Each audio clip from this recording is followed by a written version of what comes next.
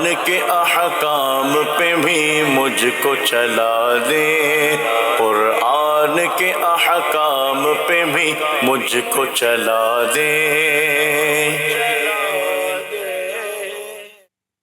الحمدللہ رب العالمین والصلاة والسلام علی سید الانبیاء والمرسلین، اما بعد فاعوذ باللہ من الشیطان الرجیم، بسم اللہ الرحمن الرحیم۔ الصلاة والسلام علیک یا رسول اللہ وعلی آلک واصحابک یا حبیب اللہ۔ الصلاة والسلام علیک یا نبی اللہ وعلی آلک واصحابک یا نور اللہ۔ محترم ناظرین کرام، سورہ حج ہمارے مطالعے میں ہے، تو آج کی جو آیات ہیں ان کا تعلق انہی موضوعات سے ہے۔ جیسا کہ نام سے ظاہر ہے، سورہ حج میں حج کے علاوہ بھی بہت ساری باتیں بیان کی گئی ہیں، اور سورہ حج کے تعلق سے پچھلے پروگرام میں گفتگو بھی ہو چکی، اور کچھ آیات پر آیت نمبر 25 سے لے کر 27-28 تک ہم نے گفتگو بھی کی۔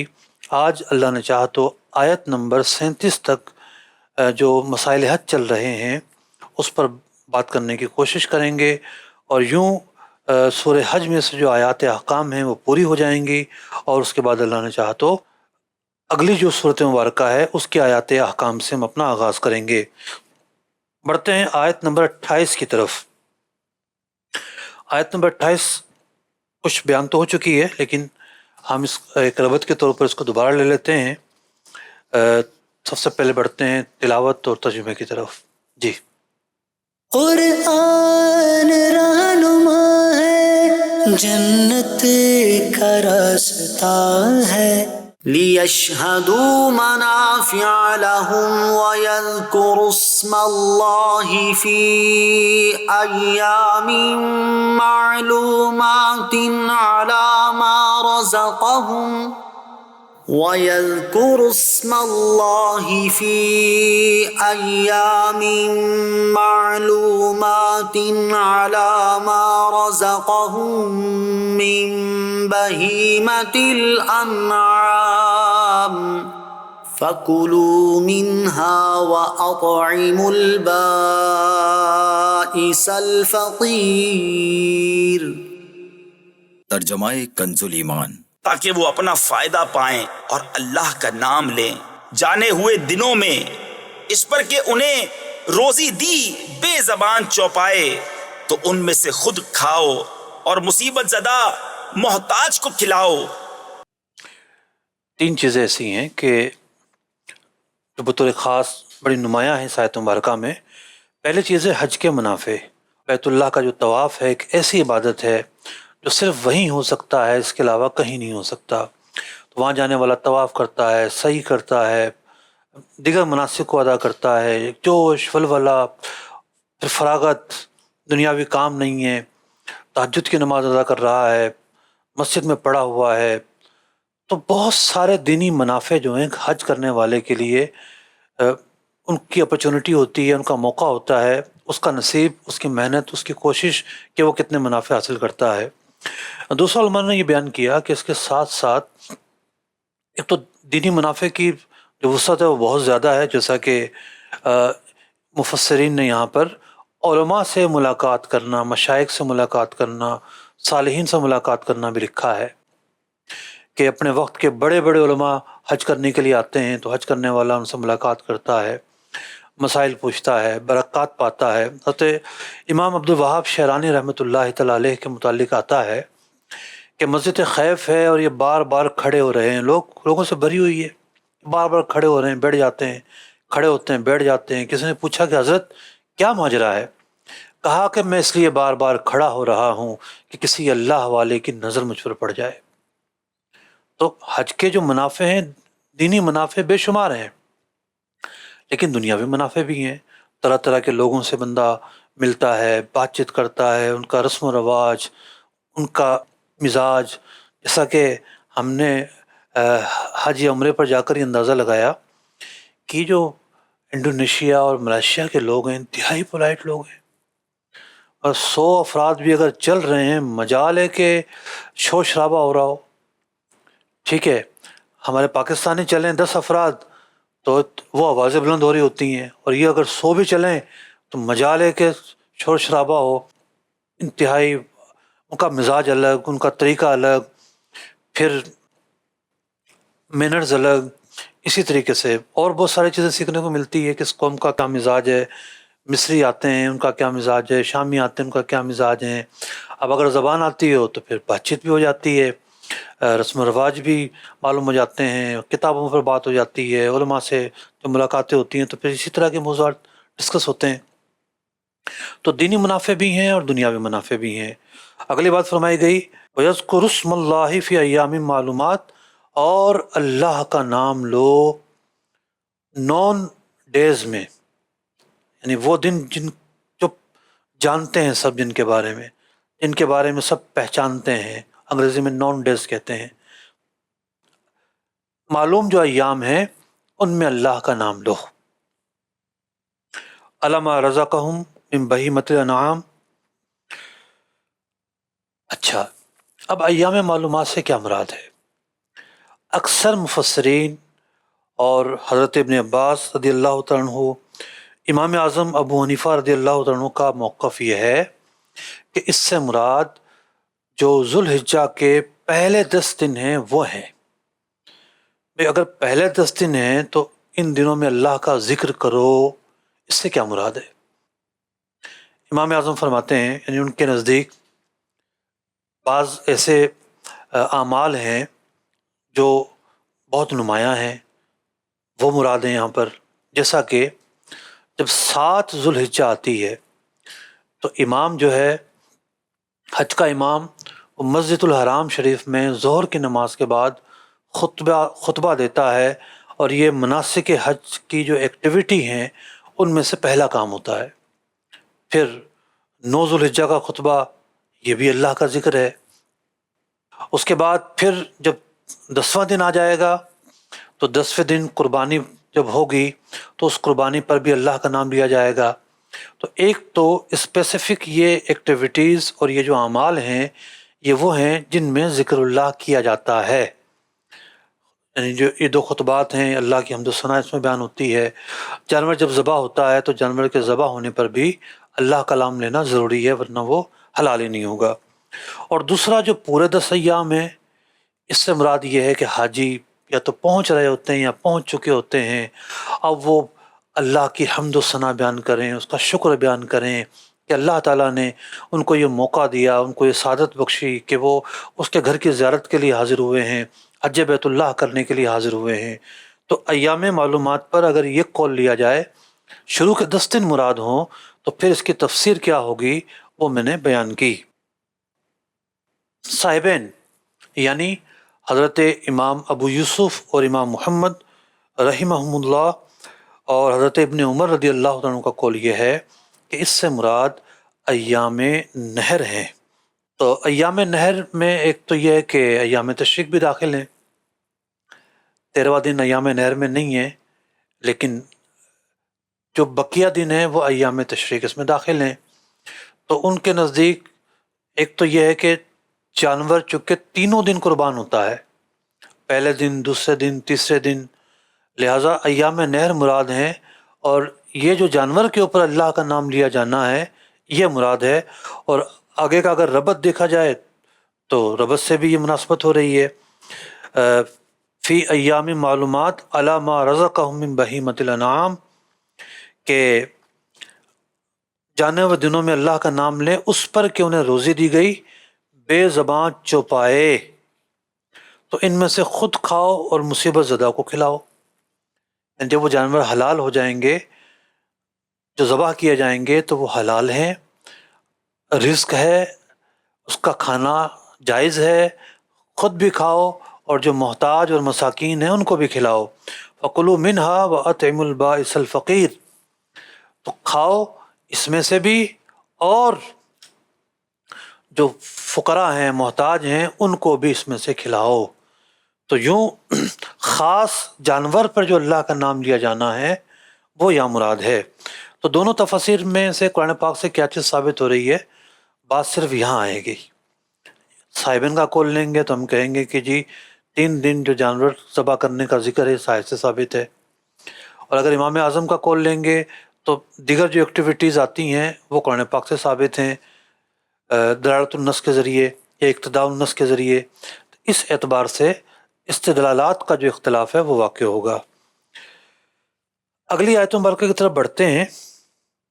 حاجی پہنچ چکے ہیں، ایام کے جو ذوالحجہ کے ایام ہیں، 10 دن ان کا ذکر ہو رہا ہے۔ اب یہ حاجیوں نے 10 دن پا لیے، اب یہ کیا کریں گے؟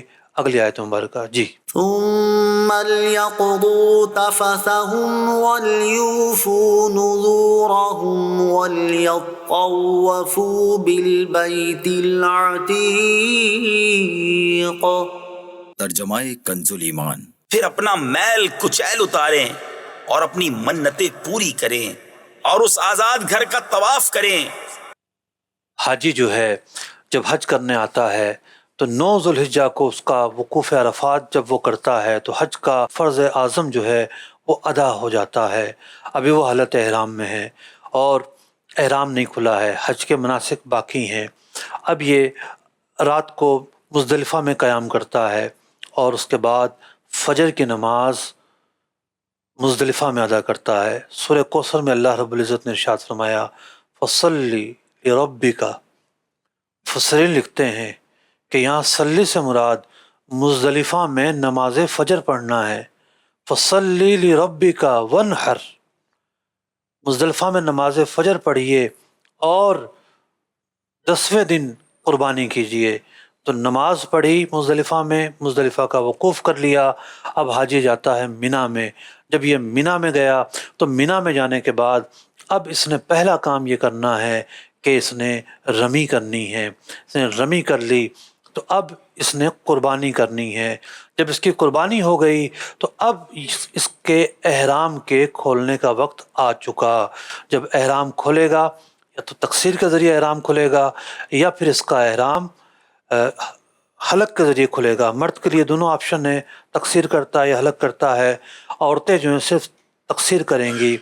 احرام کھل گیا، اب یہ میلا کچیلا تھا۔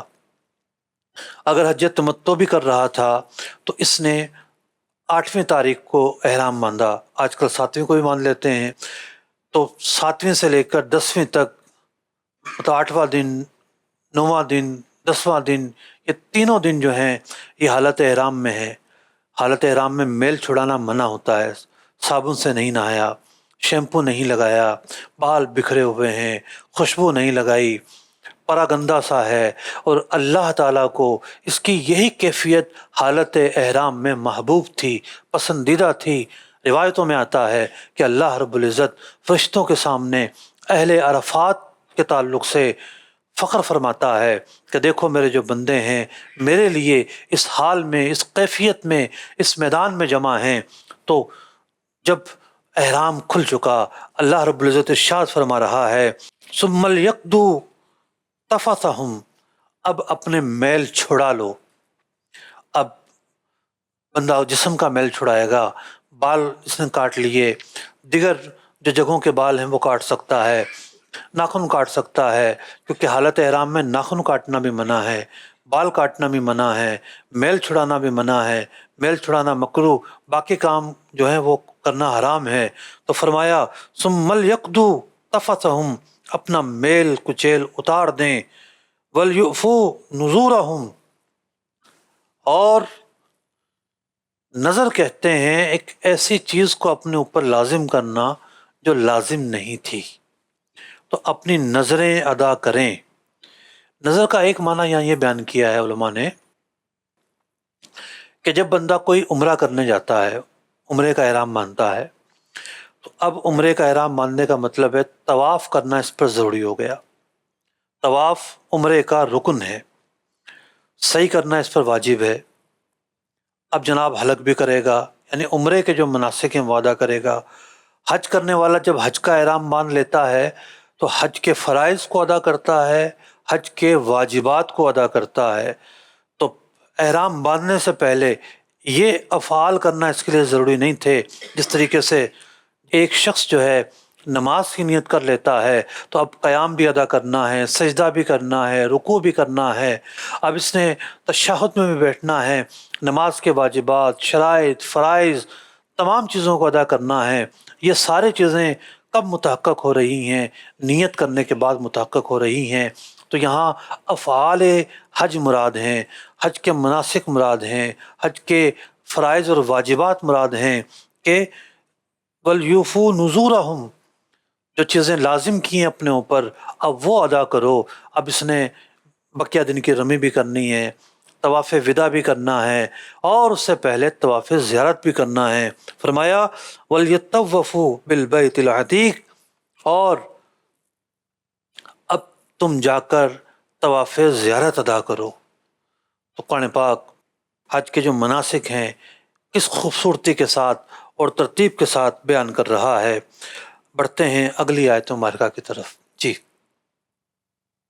ذلك ومن يعظم حرمات الله فهو خير له عند ربه وأحلت لكم الأنعام إلا ما يتلى عليكم فاجتنبوا الرجس من الأوثان واجتنبوا قول الزور۔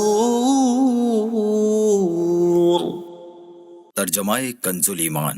بات یہ ہے، اور جو اللہ کی حرمتوں کی تعظیم کرے تو وہ اس کے لیے اس کے رب کے یہاں بھلا ہے، اور تمہارے لیے حلال کیے گئے بے زبان چوپائے سو ان کے جن کی ممانعت تم پر پڑھی جاتی ہے تو دور ہو بتوں کی گندگی سے اور بچو جھوٹی بات سے۔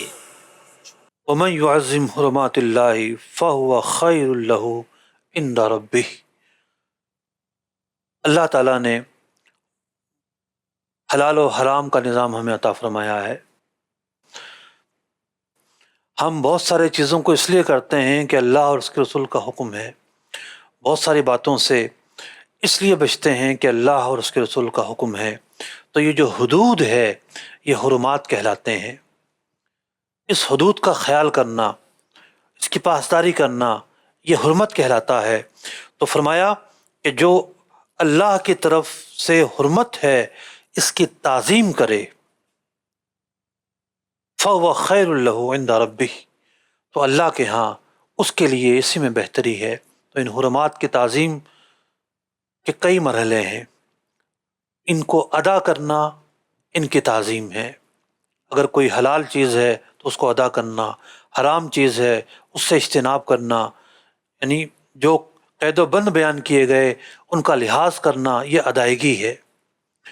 تو سب سے بڑھ کر درجہ تو یہ ہے کہ بندہ اس فعل کی ادائیگی کرتے ہوئے اس کی تعظیم کرے، جیسا کہ نماز پڑھنا فرض ہے، 5 وقت کی نماز پڑھنا بالغ کے لیے، عاقل کے لیے، وہ خواتین جو جن کو ممانعت نہ ہو ان کے لیے فرض ہے۔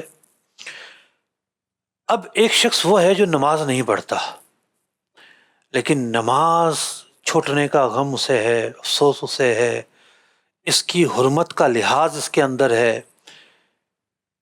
اس شخص کو بے ادب تو نہیں کہا جائے گا، نماز کا منکر تو نہیں کہا جائے گا، حرمت کی پامالی کرنے والا تو نہیں کہا جائے گا، لیکن یہ اس کی طرح نہیں ہو سکتا کہ جو جا کر نماز ادا کر رہا ہے، اصل حرمت تو اس نے ادا کی ہے۔ تو یوں مختلف مراحل اور درجات ہیں حرمت کے، کہ حرمت کی تعظیم کس طرح کرنی ہوتی ہے اور حرمت کی تعظیم کے کیا تقاضے ہیں۔ تو جو اللہ کا نظام ہے اس کی تعظیم کرنا، شاعر اللہ کی تعظیم کرنا یہ ایک بہت بڑی عبادت ہے۔ فرمایا وَأُحِلَّتْ لَكُمُ الْأَنْعَامُ إِلَّا مَا يُتْلَى عَلَيْكُمْ، چوپائے جو ہیں تم پر حلال کیے گئے ہیں۔ لفظ چوپایا جو ہے وہ 4 پاؤں والے جانور کو کہتے ہیں، لیکن ہر 4 پاؤں والا جانور حلال نہیں ہے۔ کتے کے بھی 4 پاؤں ہیں، بکری کے بھی 4 پاؤں ہیں، اس لیے فرمایا الا ما یتلی علیکم، لیکن سوائے ان جانوروں کے کہ جن کے بارے میں تمہیں پہلے بتا دیا گیا ہے۔ سورہ مائدہ میں اس کی تفصیل موجود ہے۔ مراد یہ جو حلال جانور قرار دیے ہیں تو یہ اللہ کا انعام ہے۔ تو قربانی میں، حج کی قربانی میں انہی حلال جانوروں میں سے بعض جانوروں کو ذبح کیا جاتا ہے، یعنی ہر حلال جانور قربانی میں ذبح نہیں ہوتا۔ قربانی میں جو وحشی جانور ہے وہ ذبح نہیں کیا جاتا، جیسا کہ ہرن، اس کی قربانی نہیں ہوتی۔ فرمایا فاجتنبوا الرجس من الاوثان، اور دور رہو بتوں کی گندگی سے، واجتنبوا قول الزور، اور بچو جھوٹی بات سے۔ تو یہاں حرمات سے مراد دو معنی علماء نے بیان کیے ہیں۔ ایک تو حج کے متعلق جو حلال و حرام ہیں، مناسک حج جو ہیں وہ مراد ہیں، اور دوسرا بالعموم مطلق جو حرمات اللہ ہیں وہ مراد ہیں۔ یہاں پر دونوں ہی معنی یا مراد لیے جا سکتے ہیں۔ اگلی آیت مبارکہ کی طرف چلتے ہیں جی۔ حنفاء لله غير مشركين به ومن يشرك بالله فكأنما خر من السماء فتخطفه الطير أو تهوي به الريح في مكان سحيق۔ ترجمہ کنز ایمان۔ ایک اللہ کی ہو کر اس کا ساجی یعنی شریک کسی کو نہ کرو، اور جو اللہ کا شریک کرے وہ گویا گرا آسمان سے کہ پرندے اسے اچک لے جاتے ہیں یا ہوا اسے کسی دور جگہ پھینکتی ہے۔ حرمات کی تعظیم کرنا، شاعر اللہ کی تعظیم کرنا، تعظیم کے لیے ایمان ضروری ہے، اور اگر کوئی شرک کا مرتکب ہوگا تو ایمان ہی نہیں رہے گا۔ یعنی تعظیم کے لیے ایمان ضروری ہونے سے مراد یہ ہے کہ وہی تعظیم معتبر ہے کہ جو حالت ایمان میں کی جائے۔ کفار کے کوئی اعمال اللہ کی بارگاہ میں قبول نہیں کیے جاتے، رد کر دیے جاتے ہیں۔ تو فرمایا حنفاء للہ، یہ جو تعظیم کرنی ہے یہ اللہ کے لیے کرنی ہے، غیر مشرکین بہ، اللہ کے ساتھ کسی کو شریک نہیں ٹھہرانا۔ ومن یشرک باللہ فکأنما خر من السماء، شرک ٹھہرانے والا ایسا ہے کہ گویا کہ آسمان سے کسی کو پھینکا جائے، فتخطفہ الطیر، تو اسے پرندے اچک لیں، اس کی بوٹیاں کر دیں، چیر پھاڑ دیں، اور تہوی بہ الریح فی مکان سحیق، یا پھر ہوا اسے دور اٹھا کر پھینکے اور اس کی جو باڈی ہے وہ چورا چورا ہو جائے۔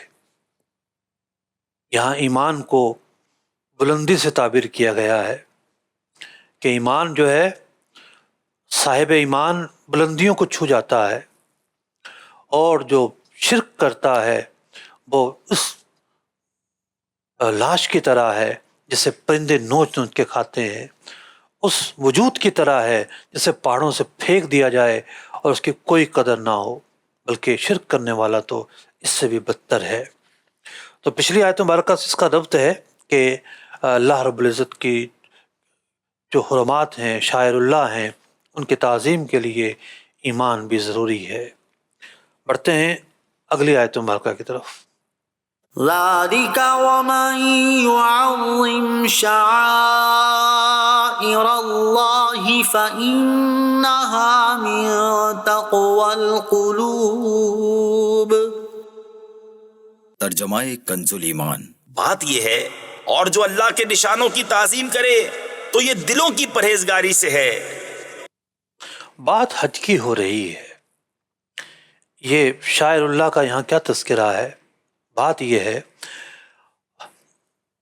حدود بندی کا نام اسلام ہے، یہ کرنا ہے اور یہ نہیں کرنا۔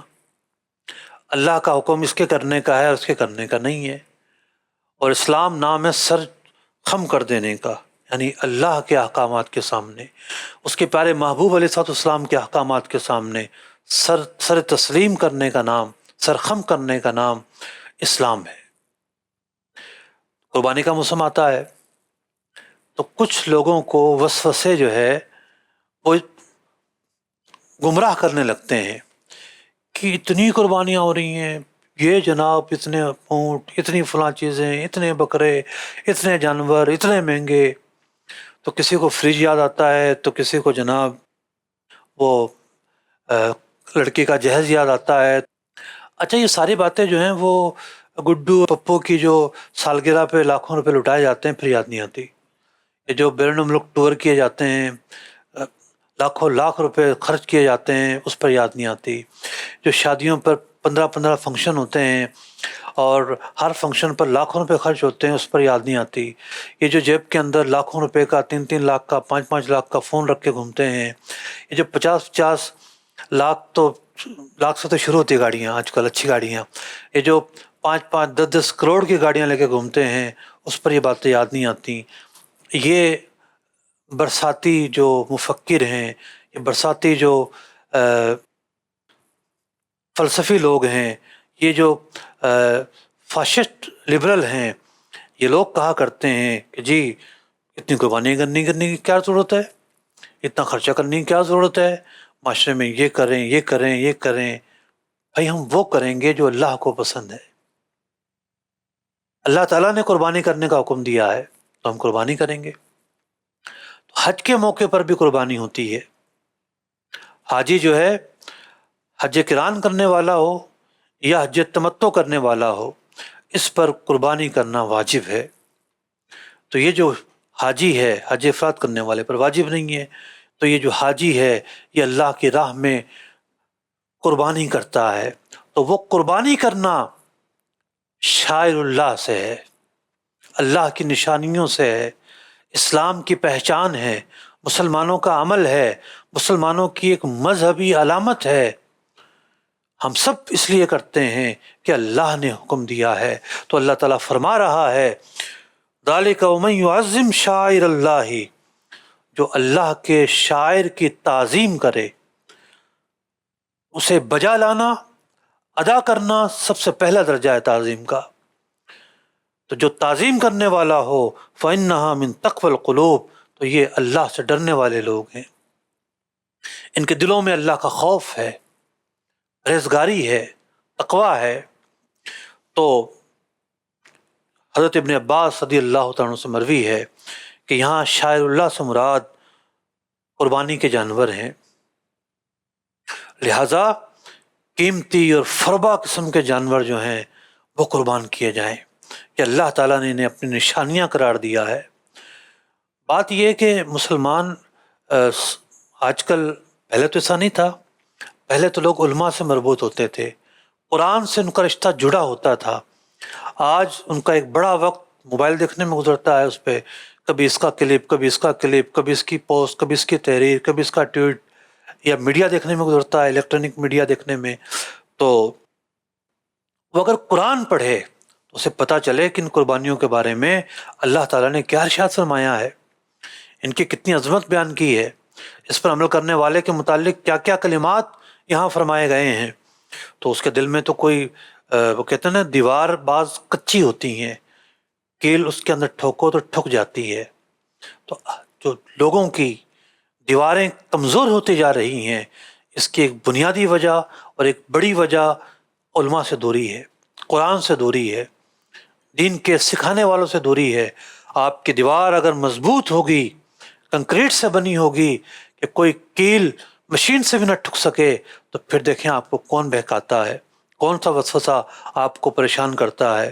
اور اس میں ہمارا بہت بڑا قصور ہے، ہم دن بدن دین سے دور ہوتے جا رہے ہیں، دینی کتب کا مطالعہ نہیں کرتے، حدیث نہیں پڑھتے، کچھ غور و فکر نہیں کرتے، کتاب سے بہت زیادہ دوری ہو رہی ہے۔ اور یہی وجہ ہے کہ بہت واضح باتیں بھی ہمارے ذہنوں سے اوجھل ہوتی جا رہی ہیں۔ تو آپ اپنی اولاد کی تربیت کس طرح کریں گے؟ انہیں اسلام کی جو تعلیمات ہیں کیسے سکھائیں گے؟ پہلا جو مدرسہ ہے وہ ماں کی گود ہے، گھر کا ماحول ہے۔ گھر کا ماحول پہلی تربیت گاہ ہوتی ہے۔ یہاں بچہ جو سیکھتا ہے، بچہ ایک لائن آف ایکشن گھر سے لیتا ہے کہ مجھے کس چیز کو صحیح کہنا ہے، کس چیز کو غلط کہنا ہے۔ اگر آپ اس کو گھر میں ہی کچھ نہیں سکھائیں گے، آپ کو آئے گا تو آپ سکھائیں گے نا۔ اگر آپ کے گھر میں مدنی چلن چلتا رہا تو آپ کا بچہ بہت کچھ سیکھ سکتا ہے، آپ بہت کچھ سیکھ سکتے ہیں۔ اب دیکھیے نا کہ ہم نے کچھ سالوں پہلے یہ تفسیر شروع کی آیات احکام کی، اور آج ہم تقریباً الحمدللہ 300 کے قریب آیات احکام بیان کر چکے ہیں، اور 17واں پارہ چل رہا ہے۔ اور اب آگے جو ہیں آیات احکام کم ہیں، مطلب کچھ صورتوں میں زیادہ ہیں لیکن بہت سارے صورتوں میں کم ہیں۔ تو یوں جن لوگوں نے یہ پروگرام دیکھا یا دیگر جو پروگرام دیکھتے ہیں، تو وہ قرآن پاک بھی سنتے ہیں، حدیث بھی سنتے ہیں، دارالفتہ دیکھتے ہیں تو مسائل بھی سنتے ہیں. تو یوں دین سے رشتہ مضبوط کرنے کے لیے دین کی تعلیمات کا زیادہ سے زیادہ سیکھنا اور جاننا یہ ضروری ہے. اگلی آیت مبارکہ کی طرف چلتے ہیں. جی جناب. لَكُمْ فِيهَا مَنَافِعُ إِلَىٰ أَجَلٍ مُّسَمًّى ثُمَّ مَحِلُّهَا إِلَى الْبَيْتِ الْعَتِيقِ. ترجمہ کنز ایمان. تمہارے لیے چوپایوں میں فائدے ہیں ایک مقرر میعاد تک، پھر ان کا پہنچنا ہے اس آزاد گھر تک. جانور جو ہے آج کل تو ایسا معاملہ ہے کہ وہیں جا کر لوگ خریدتے ہیں، لیکن حج کی ایک قسم وہ بھی ہوتی ہے کہ جس میں حج کرنے والا اپنے گھر سے جانور لے کے نکلتا تھا. ایسے جانوروں کو حج ہا دال یا حد یون کہتے ہیں، جمع اس کی ہدایہ ہے. تو اپنے گھر سے لے کر نکل رہا ہے جناب. اب اونٹنی ہے مثال کے طور پر، اب اس کے پاس کوئی اور جانور نہیں ہے، سفر بڑا لمبا ہے، یہی اونٹنی اس نے قربان کرنی ہے. تو وقت ضرورت اس پر سوار بھی ہو سکتا تھا. اب راستہ ہے، سفر ہے، تو وقت حاجت دودھ بھی پی سکتا تھا. ورنہ جو جانور حج کی قربانی کے لیے یا عام قربانی کے لیے متعین ہو جائے اس سے فائدے نہیں اٹھائے جاتے. اس کے تمام جو فوائد ہیں وہ صدقہ کیے جاتے ہیں. کچھ طریقے ہیں فائدے اٹھانے کے، جیسا کہ کھال، اس کی کھال سے فائدہ اٹھایا جائے گا، لیکن ایسا نہیں کہ کھال بیچ دی اور پیسے ملے اس کے بدلے اور پیسے خرچ کر لیے. اس کی اجازت نہیں ہے. یہ جو ہے وہ مال خبیث ہوگا. ایسے ہی گوشت جتنا چاہیں استعمال کریں، لیکن گوشت کو بیچ کر اس کی رقم استعمال نہیں کر سکتے. تو جو فوائد ہیں قربانیوں کے متعلق، وہ حج کی قربانی ہو یا عید کی قربانی ہو، تو یہ جو فوائد ہیں ایک محدود فوائد ہیں. تو فرمایا لَكُمْ فِيهَا مَنَافِعُ إِلَىٰ أَجَلٍ مُّسَمًّى، تمہارے لیے چوپائے میں فائدے ہیں ایک مقررہ میعاد تک. یعنی یہ جو فوائد ہیں جانوروں کے فوائد، یہ فوائد ہیں محدود. تو جیسا کہ جو حج کی قربانی ہے، حج کی قربانی صرف اور صرف حرم میں ذبح ہوتی ہے. اب مثال کے طور پر کوئی شخص ریاض میں رہتا ہے یا دمام میں رہتا ہے، وہ چاہے کہ میں اپنے عرب شریف میں اپنے گھر میں قربانی کر لوں، نہیں. ایک دائرہ ہے، صرف حرم کی سرزمین، مزدلفہ بھی حرم میں ہے، منی بھی حرم میں ہے، مکہ مکرمہ کا اکثر حصہ حرم میں ہے. تو صرف حرم میں قربانی ہو سکتی ہے، اس کے علاوہ نہیں ہو سکتی. اب جب حرم میں ہوگی تو ظاہر بات ہے یہ حج کرنے آیا ہوا ہے، کہاں گوشت لے کے جائے گا اپنے گھر، اور بس یہ جتنا کھا سکتا ہے کھائے گا، جتنا نہیں کھا سکتا ہے صدقہ کر دے گا. یہ یہاں پر جو بات پہلے بیان ہوئی اس کی تفسیر میں نے آپ کے سامنے بیان کی. لَكُمْ فِيهَا مَنَافِعُ إِلَىٰ أَجَلٍ مُّسَمًّى، کہ محدود مدت کے لیے فوائد ہیں تمہارے لیے ان قربانیوں میں. ثُمَّ مَحِلُّهَا إِلَى الْبَيْتِ الْعَتِيقِ، اب بندہ آ رہا ہے جانور ساتھ لے کر. فرمایا یہ جانور کہاں پہنچیں گے؟ جانور ذبح ہوتے ہیں منی میں، اگرچہ کہ منی کے علاوہ بھی حرم میں ہو سکتے ہیں. جیسا کہ آج بھی منی میں جو ہے وہ سلاٹر ہاؤس موجود ہے، بڑی تعداد میں جانور وہاں ذبح ہوتے ہیں. کچھ علاقہ مزدلفہ میں وہاں بھی ذبح ہوتے ہیں. مکہ مکرمہ میں بھی منڈی ہے اور وہاں سے بھی لوگ جانور خریدتے ہیں، وہاں ذبح کرتے ہیں. لیکن جو مسنون ہے وہ ہے منی میں ہی جانور ذبح کرنا. اب یہ بڑا پیارا نقطہ ہے. قرآن پاک نے بیان فرمایا کہ یہ جو جانور ہیں جو ساتھ لانے والا اپنے لایا ہے، یہ جانور پہنچیں گے الی البیت العتیق، کعبے تک. عتیق کہتے ہیں قدیم کو، سب سے پہلا گھر ہے یہ. تو یہ جانور پہنچیں گے کعبے تک، حالانکہ یہ جانور پہنچتے ہیں منی تک. تو منی کو چونکہ مکہ سے اتصال حاصل ہے، قرب حاصل ہے، مکہ شہر سے متصل بستی ہے، اور بعض یعنی حج کے بعض باتوں میں مشترک ہیں، حج کے بعض مناسک وہاں ادا ہوتے ہیں، بعض یہاں ادا ہوتے ہیں، بعض مینا میں ادا ہوتے ہیں، جمرات وہاں ہوتے ہیں، حاجی وہاں قیام کرتا ہے، نماز پڑھتا ہے، طواف زیارت اس کا یہاں ہوتا ہے۔ تو یوں بولا تو گیا بیت عتیق یعنی کعبہ شریف، لیکن مراد لیا گیا مینا اور مکہ دو الگ الگ بستیاں ہیں۔ یہ ایک چیز بول کر دوسری چیز مراد لے لی جائے، یہ ایک بلاغت کی دنیا کے اندر ایک عام سی بات ہے، اور جب کوئی بات بطور مجاز ذکر کی جاتی ہے تو اس کا مجازی معنی ہی مراد لیا جاتا ہے، اور اس کا جو حقیقی معنی ہے کسی جگہ پر وہ مراد لیا جاتا ہے۔ تو سفر کے معاملے میں حقیقی معنی مراد ہے۔ مثال کے طور پر ایک حاجی جو ہے وہ جا رہا ہے، 20 ذوالقعدہ کو وہ جا رہا ہے، اور 8 تاریخ تک اس کا قیام تقریباً 18 دن بنتا ہے مکہ مکرمہ میں، اور چلیں 17 دن بن جائے گا اگر وہ 7 تاریخ کو نکلتا ہے، تو یہ شخص جو ہے وہ مقیم ہو گیا۔ مینا جانے سے پہلے جو مقیم ہے وہ مینا میں بھی مقیم رہے گا۔ اب مثال کے طور پر ایک حاجی جاتا ہے 24 ذوالقعدہ کو، 6 دن اس کو یہاں سے ملے، اور اس کے بعد 7 دن آگے مل گئے، کتنے ہو گئے 13 دن۔ اب وہ مینا چلا گیا، 14واں دن اس کا مینا میں گزرا، 15واں دن اس کا عرفات میں گزرا، اور پھر اس کے بعد مزدلفہ میں آ گیا رات کو۔ لیکن یہ جو اس کا قیام ہے، یہ قیام اس کا 2 جگہوں پر قیام کہلائے گا، ایک جگہ پر قیام نہیں کہلائے گا۔ مینا الگ بستی ہے، الگ علاقہ ہے، اس قیام کو 2 حصوں میں توڑ کر دیکھنا ضروری ہے۔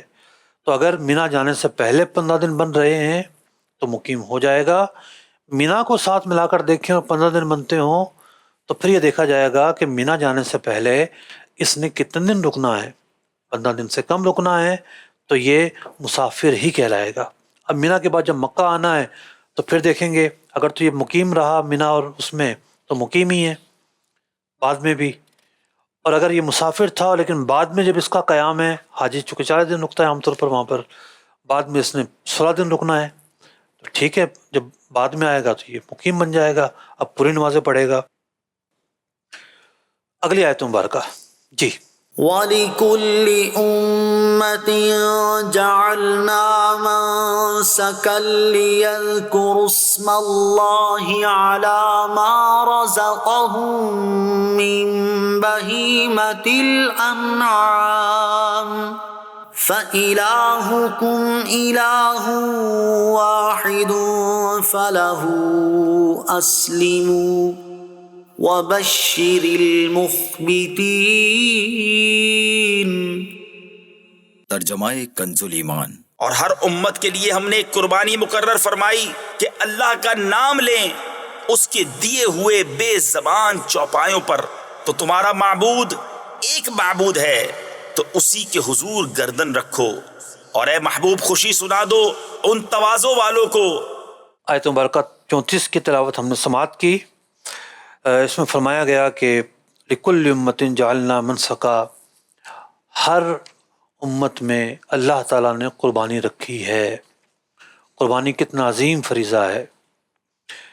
مفتی احمد یا خان نعیمی رحمۃ اللہ تعالی علیہ لکھتے ہیں کہ اسلام سے پہلے دوسری امتوں میں بھی قربانیاں تھیں، یہ پرانی عبادت ہے۔ حابیل اور قابیل نے بھی قربانیاں ادا کی ہیں اور قرآن پاک نے اس کا تذکرہ کیا ہے۔ تو جب جانور ذبح کرنے لوگو تو اس پر اللہ کا نام لو، فَإِلَٰهُكُمْ إِلَٰهٌ وَاحِدٌ، بے شک تمہارا رب ایک خدا ہے، فَلَهُ أَسْلِمُوا، لہٰذا اسی کے حضور گردن رکھو، وَبَشِّرِ الْمُخْبِتِينَ، اور تواضع کرنے والے یہ جو لوگ ہیں انہیں خوشخبری دیجیے۔ اب یہاں مفسرین نے مخبتین کے مختلف معنی بیان کیے۔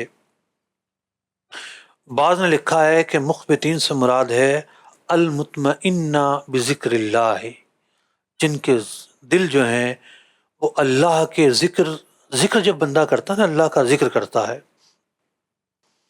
تو اللہ تعالیٰ پر یقین، اعتماد، بھروسہ، توکل اس کا بڑھتا ہے، اس کے روحانی درجے پہ بڑھتے ہیں، اور رفتہ رفتہ رفتہ وہ مقام یقین پر آ جاتا ہے۔ مقام یقین تو بہت بڑا مقام ہے، لیکن کم از کم ایک قلبی سکون، اطمینان، یہ تو ہر مسلمان کو حاصل ہوتا ہے۔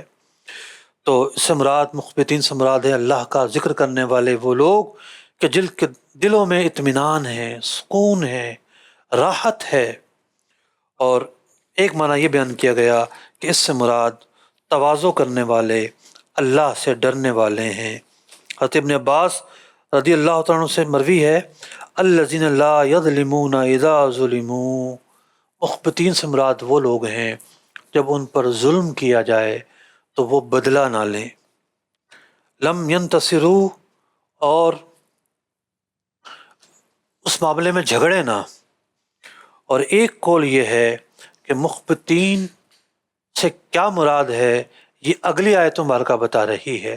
اگلی آیت مبارکہ میں جن جن اوصاف کا ذکر کیا گیا یہ مخبتین میں پائے جاتے ہیں۔ اگلی آیت مبارکہ کی تلاوت اور ترجمہ سنتے ہیں۔ الذين إذا ذكر الله وجلت قلوبهم والصابرين على ما أصابهم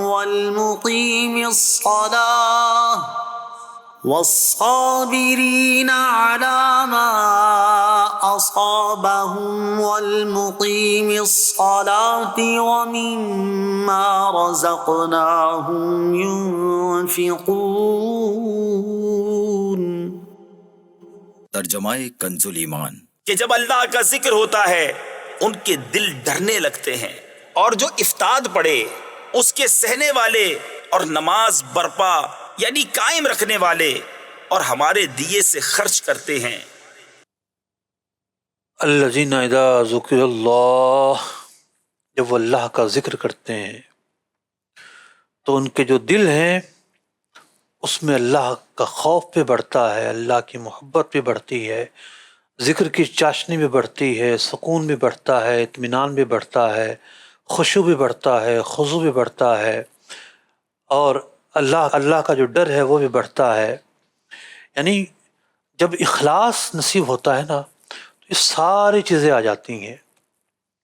اور جو اللہ کا ذکر تو کرے، دل کہیں اور ہو، اللہ کا ذکر تو کرے لیکن اس کی نیت کچھ اور ہو، یاد الہی نیت نہ ہو، تو یہ ان لوگوں کی بات نہیں ہو رہی۔ بات ہو رہی ہے ان لوگوں کی کہ جو تلاوت کریں، قرآن پڑھیں، ذکر کے حلقے اٹینڈ کریں، واعظ سنیں، تنہائی میں اللہ کا ذکر کریں، تو ان کے دلوں میں اس کا اثر اترے، ان کے دل اس اثر کو قبول کریں۔ دل جو ہے وہ بہت ساری چیزوں کا محل اور بہت ساری چیزوں کا گھر ہے۔ قرآن پاک نے 70 سے زیادہ مقامات پر دل کو بیان کیا ہے، قلب یا قلوب یا ملتے جلتے الفاظ کے ساتھ دل کا تذکرہ کیا ہے۔ تو الذین اذا ذکر اللہ، جب اللہ کا ذکر کیا جائے، وجلت قلوبہم، تو ان کے دل جو ہیں وہ اللہ سے ڈریں، والصابرین، اور یہ صبر کرنے والے لوگ ہوں، علی ما اصابہم، جو تکلیف انہیں پہنچتی ہے، والمقیم الصلاۃ، اور نماز پڑھنے والے ہوں، ومما رزقناہم ینفقون، اور زکوٰۃ ادا کرنے والے ہوں۔ تو مخبتین جو ہے اس سے مراد کون لوگ ہیں؟ اگلی آیت مبارکہ نے ایک قول کے مطابق اس کی تشریح کی کہ یہ اوصاف جن میں پائے جائیں وہ مخبتین ہیں، اور پچھلی آیت مبارکہ میں فرما دیا گیا وبشر المخبتین، یہ جو لوگ ہیں انہیں خوشخبری دیجیے۔ اگلی آیت مبارکہ کی تلاوت اور ترجمہ سنتے ہیں۔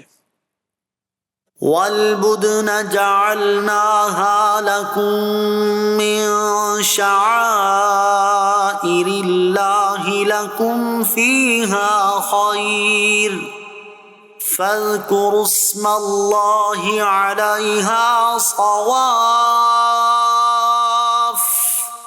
فإذا وجبت جنوبها فكلوا منها وأطعموا القانع والمعتر كذلك سخرناها لكم لعلكم تشكرون۔ ترجمہ کنز ایمان۔ اور قربانی کے ڈیل دار یعنی بھاری جسامت والے جانور اونٹ اور گائے ہم نے تمہارے لیے اللہ کی نشانیوں سے کیے، تمہارے لیے ان میں بھلائی ہے تو ان پر اللہ کا نام لو، ایک پاؤں بندھے 3 پاؤں سے کھڑے، پھر جب ان کی کروٹیں گر جائیں تو ان میں سے خود کھاؤ، اور صبر سے بیٹھنے والے اور بھیک مانگنے والے کو کھلاؤ، ہم نے یوں ہی ان کو تمہارے بس میں دے دیا کہ تم احسان مانو۔ مالی جو کفارے ہیں وہ 3 طرح کے ہیں، ایک میں بڑا جانور اس کو بدنا کہتے ہیں، چھوٹا جانور یعنی بکرا ہو گیا، اس میں دمبا ہو گیا، اور تیسری جو قسم ہوتی ہے وہ صدقے دے کر، صدقہ فطر بھی ہے اور 1 مٹھی صدقہ بھی ہے، صدقہ دے کر کفارہ ادا کیا جاتا ہے۔ تو بدنا اس کا تذکرہ کیا گیا، بڑے جانور کا۔ نبی اکرم علیہ السلام نے اپنے ہاتھوں سے 63 جانور ذبح فرمائے تھے، 63 اونٹ ذبح فرمائے تھے۔ تو اونٹ جو ہے بدنا کہلاتا ہے، بڑا جانور ہے۔ اب اعلیٰ حضرت نے جو ترجمہ کیا یہاں پر کہ قربانی کے ڈیل دار یعنی بھاری جسامت والے جانور، یہ قرآن پاک کے کس لفظ کا ترجمہ ہے؟ بدنا تو کہتے ہیں بڑے جانور کو، ایک چھوٹا جانور ہوتا ہے، ایک بڑا جانور ہوتا ہے، ایسا نہیں ہے، بلکہ مفسرین نے بیان کیا کہ بڑے جانور کو بدنا ہی اس لیے کہتے ہیں کہ وہ بھاری جسامت والا ہوتا ہے، بڑا ہوتا ہے، گوشت زیادہ ہوتا ہے اس کے اندر۔ جمع بدنا سمیت لیزمی بدنیہا، کہ کیونکہ اس کا جسم بڑا ہوتا ہے۔ تو کس خوبصورتی کے ساتھ اعلیٰ حضرت علیہ الرحمٰن نے اس کے لغوی معنوں کو بھی آیت مبارکہ میں کور کیا ہے۔ بدن جو ہے یہ جمع کا لفظ ہے، اس کا واحد بدنا ہے۔ تو یہ جو بدن ہے یعنی بڑے جانور، جعلناها لکم من شعائر اللہ، اللہ نے انہیں اپنی نشانی قرار دیا ہے۔ لکم فیہا خیر، اس میں تمہارے لیے بہتری ہے۔ فاذکروا اسم اللہ علیہا، اور اس پر اللہ کا نام لو اس کے ذبح پر۔ اور اس کو کس طرح ذبح کرنا ہے؟ بڑے جانور کی 2 قسمیں ہیں، گائے اور اونٹ۔ تو اونٹ کو ذبح کرنے کا طریقہ یہاں بیان کیا گیا، صواف حال ہے گرامر کے اعتبار سے، کہ 1 پاؤں اس کا باندھنا ہے اور 3 پاؤں جو ہے اس کے کھلے رکھنے ہیں، اور اونٹ جو ہے وہ اسی انداز پر نہر کیا جاتا ہے۔ تو فرمایا جب یہ گر جائے یعنی نہر ہو جائے، فَقُلُوا مِنْهَا، اس میں سے کھاؤ، وَأَطْعِمُوا الْقَانِعَ وَالْمُعْتَرَ، اور اس میں سے کانے اور معتر کو کھلاؤ۔ اب یہاں جو ترجمہ امام اہل سنت نے فرمایا، صبر سے بیٹھے والے اور بھیک مانگنے والوں کو کھلاؤ، یعنی سائل 2 طرح کے ہوتے ہیں، ایک وہ ہے جو آ کے بیٹھ گیا لیکن سوال نہیں کر رہا، آ کے بیٹھ گیا ہے تو اسے کہیں گے کانے، اور جو معتر ہے یہ وہ ہے جو آ کے سوال بھی کر رہا ہے۔ تو جب کوئی چیز تقسیم کی جاتی ہے، بانٹی جاتی ہے، تو اس موقع پر جو سوال کیا جاتا ہے اسے بھیک مانگنے والا سوال نہیں کہا جائے گا۔ لنگر ہو رہا ہے، دیگ بٹ رہی ہے، آ کے بانٹ رہے ہیں، تو یہ جو بھکاری کے احکام ہیں اس کو دینا حرام، اور یہ وہ نہیں آئیں گے۔ تو یہ ایک مروت کی بات ہو رہی ہے یہاں پر کہ کچھ لوگ ایسے ہوں گے کہ جو اس موقع پہ بھی آ کے سوال نہیں کریں گے، دور کھڑے ہو جائیں گے کہ دیکھو کوئی دیتا ہے تو دے دے۔ تو ان کا تذکرہ یوں بھی کیا گیا کہ ان کو بھی محروم نہ رکھو، دونوں طرح کے جو لوگ ہیں ان کو دو۔ کذالک سخرناها لکم لعلکم تشکرون، اور ہم نے ان جانوروں کو مسخر کر دیا ہے لہٰذا تم اللہ کا احسان مانو، شکر ادا کرو۔ آخری آیت مبارکہ ہے اور اس کے بعد پروگرام ختم کرتے ہیں۔ جی لن ينال الله لحومها ولا دماؤها